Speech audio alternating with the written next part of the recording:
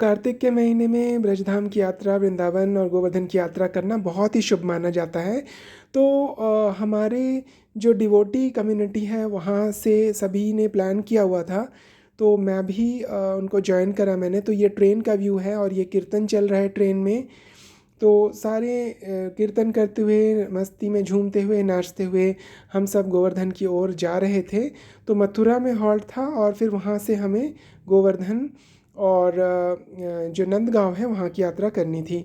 तो ऐसा नहीं कि सिर्फ मटेरियलिस्टिक लाइफ में ही लोग एंजॉय करते हैं, जो कि एक टेम्प्ररी सॉल्यूशन होता है, लेकिन स्पिरिचुअल लाइफ में जो एन्जॉयमेंट होती है, कीर्तन, गायन, ये सब एक अद्भुत आनंद देता है। तो ये देखिए, हम यहाँ पहुँच चुके हैं मथुरा स्टेशन में और सभी डिवोटीज़, काफ़ी भीड़ थी, लगभग 500 लोग गए थे। तो यहाँ से जब स्टेशन से उतरकर फिर हम सीधा बस में ही बैठ गए थे। हमें नंदगांव की ओर जाना था। पहले हमें टेर कदम जाना था और उसके बाद फिर नंदगांव की यात्रा करनी थी। तो सारे लोग बैठ चुके थे और ये बस रुकने के बाद फिर हमें थोड़ा सा चलना था।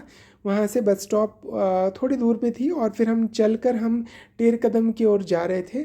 काफ़ी पीसफुल और सूदिंग इन्वायरमेंट था, जहाँ भगवान ने अपने कदम रखे हैं, पैर रखे, चरण धूलि पड़ी है वो एरिया। तो ऑब्वियसली पावन ऑटोमेटिकली हो जाता है और एक दिव्य अनुभूति होती है। तो आते साथ ही हमें सबसे पहले हमें जो है ब्रेकफास्ट के लिए लाइन लगानी पड़ी थी वहाँ पे।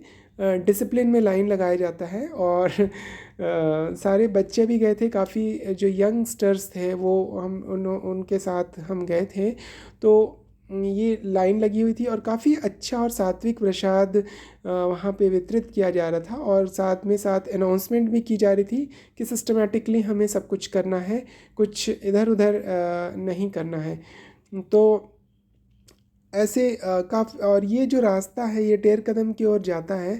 तो काफ़ी जो आसपास का एरिया है वो ग्रीन था और लशी था, और लेकिन जो मेन था वो एरिया थोड़ा सा ड्राई दिख रहा था हमें। तो ये अंदर का व्यू है टेर कदम का।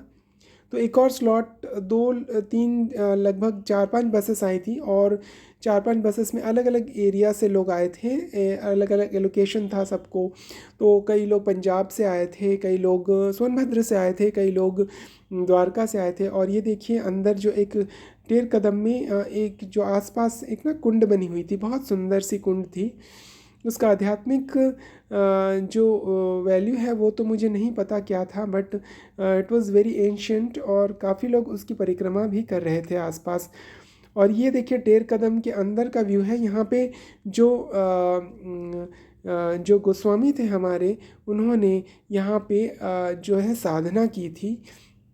और के बाद रूप गोस्वामी की यहाँ पे भजन स्थली थी और यहाँ पे काफ़ी एक दिव्य अनुभूति हो रही थी। हम यहाँ बैठे हुए थे एक शेड के अंदर और ये काफ़ी जो एरिया था बहुत ही दिव्य था, जो कि हम जाकर ही अनुभव कर सकते हैं। ऐसे शब्दों में बयान करना पॉसिबल नहीं है, क्योंकि ये अनुभूति की बात होती है।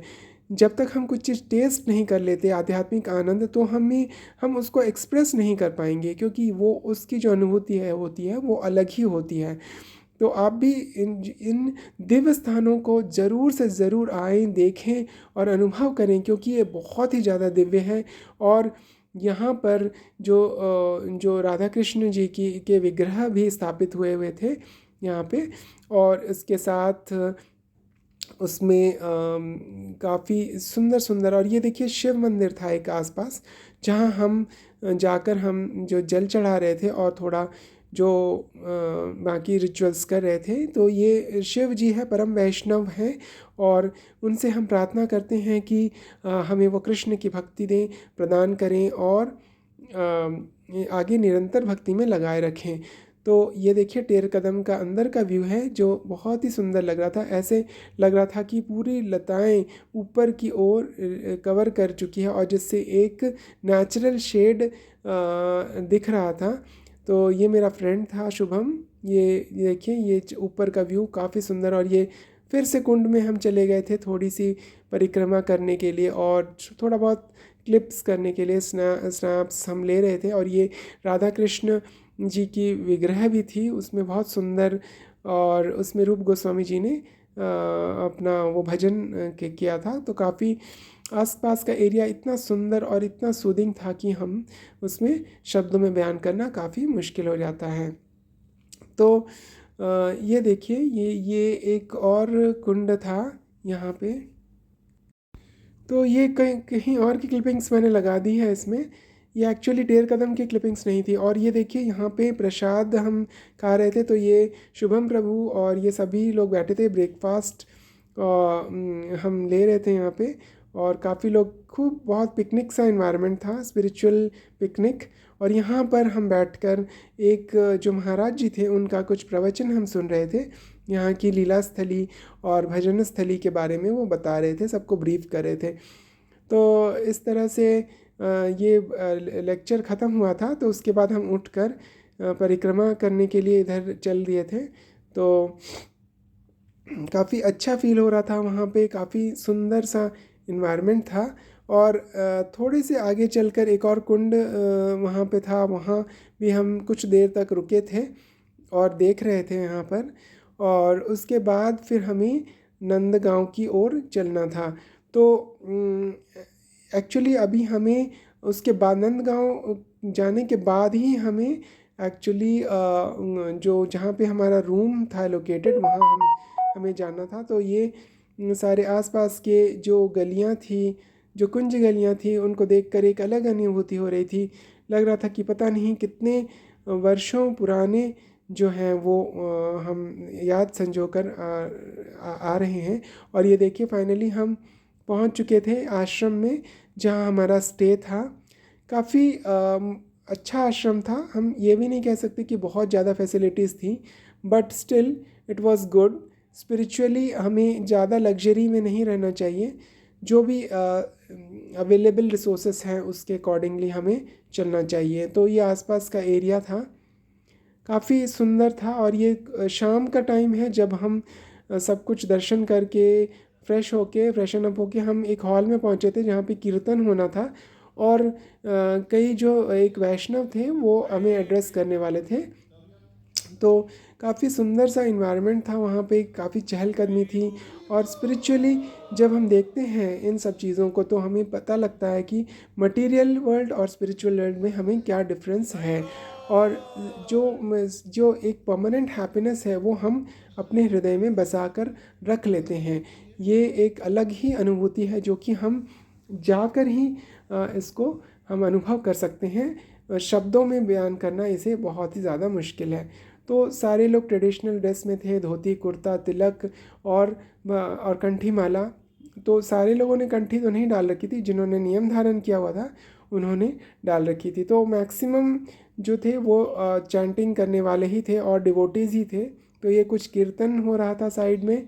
और ये साइड में देखिए, सारे लोग बहुत ही सुंदर तरीके से, व्यवस्थित तरीके से यहाँ पर बैठकर सब कुछ सुन रहे थे। तो यही था।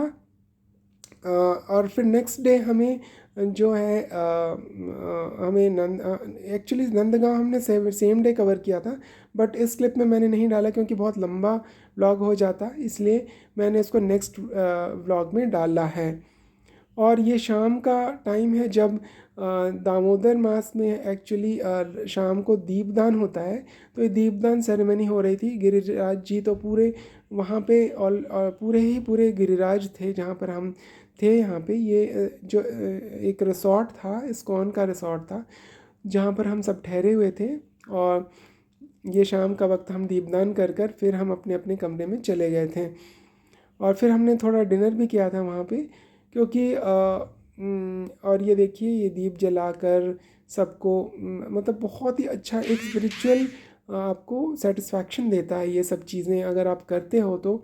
क्योंकि हमारा जो मूल तत्व है, हमारा तत्व भगवान का ही है। और भगवान से जितना हम क्लोज़ होते हैं, उनके से रिलेटेड जितनी भी एक्टिविटीज़ करते हैं मटेरियल वर्ल्ड में, हम उनके और करीब जा सकते हैं। तो कीर्तन करना, भगवान को दीप जलाना और जो लेक्चर्स है उसको सुनना, उसके टीचिंग्स को अपने लाइफ में उतारना, ये सब जब हम करते हैं तो हमें एक आध्यात्मिक सुख और आनंद प्राप्त होता है। तो आप भी ज़रूर से ज़रूर ये सब करें। और और अगर आपको कभी भी मौका मिलता है इस टाइप की जो यात्राएं हैं उसमें जाने की, तो आप ज़रूर से ज़रूर इसमें ज्वाइन करें, क्योंकि मटीरियली तो हम काफ़ी मस्ती करते हैं, घूमते हैं, नाचते हैं, गाते हैं, लेकिन जब हमें स्पिरिचुअली हमें जो सुख मिलता है, आनंद मिलता है भगवान का, वो जो होता है परमानेंट होता है, और वो कैरी फॉरवर्ड होता है, एक लाइफ से दूसरी लाइफ में हम आगे बढ़ा सकते हैं इसको। तो यही था इस सब का। और ये देखिए मॉर्निंग का व्यू है, जब हम थोड़ा सा हम यहाँ पे चहलकदमी कर रहे थे यहाँ परिक्रमा मार्ग में। तो यहाँ पे जस्ट हम परिक्रमा करने के लिए निकले थे, आसपास का एरिया। तो ये जस्ट रोड है, यहाँ से निकलकर फिर हमें परिक्रमा मार्ग में जाना था। तो ये गाड़ी यहाँ पे उल्टी पड़ी हुई थी, तो ये देखिए। और ये कुछ मॉन्यूमेंट्स थे पुराने, और ये गौर निताई जी हैं। निता ये देखिए काफ़ी सुंदर सा लग रहा है ये। ऑन द वे में हम एक मंदिर में पहुंचे थे जो कि प्रभुपाद जी का ही था। और ये देखिए गोवर्धन की बोर्ड लगी हुई है। तो ये गोवर्धन जी हैं, ये सुंदर सा इनका रूप है। ये आप इसको सिर्फ पत्थर और पहाड़ ना मानकर, आप जब इसके बारे में सुनेंगे, पढ़ेंगे, तब आप ही आपको अनुभूति हो पाएगी। तो गोवर्धन स्वयं कृष्ण जी हैं, कृष्ण भगवान हैं, जो कि हम कथाओं के माध्यम से भी अनुभूति लीजिए, आध्यात्मिक आनंद प्राप्त कीजिए। हरि बोल, हरे कृष्णा।